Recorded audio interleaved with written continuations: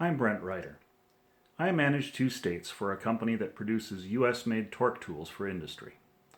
I'm also what has come to be called a born-again Rocketeer. The term has nothing to do with religion.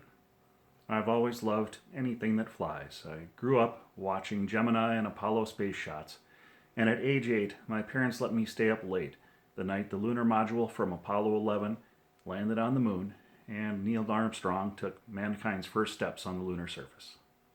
I started model rocketry at age 10. I won 4-H ribbons in rocketry at our county fairs growing up, and taught my 8th grade science class how rockets worked and did demonstration launches long before STEM programs existed. Now, years later, after selling technology for a living and raising my family, I am born again into the world of rocketry as an amateur experimental rocketeer.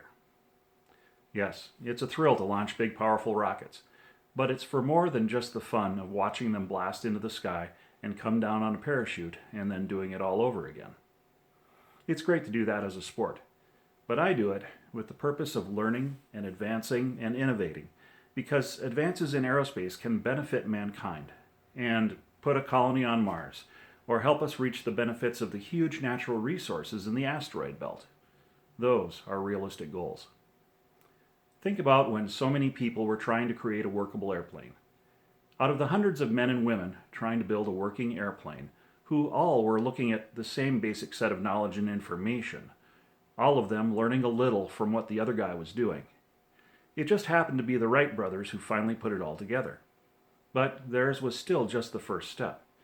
And look at our advances from there to today's safe public air travel and F-22s and F-35s. We live in the age of SpaceX, of rockets that land like spaceships from 1950s sci-fi movies to be reused again. It's the beginning of the commercialization of space. We amateur experimentalists practice serious rocket science and can be the Wright brothers of our day, working with alternative fuels and methods, seeking to find any one of a dozen holy grails. A couple favorites of mine are cheap access to space, with resources that are renewable and sustainable.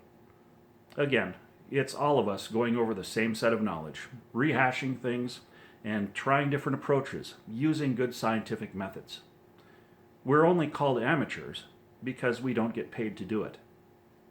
Who knows which one of us will put it all together and come up with the next big advance?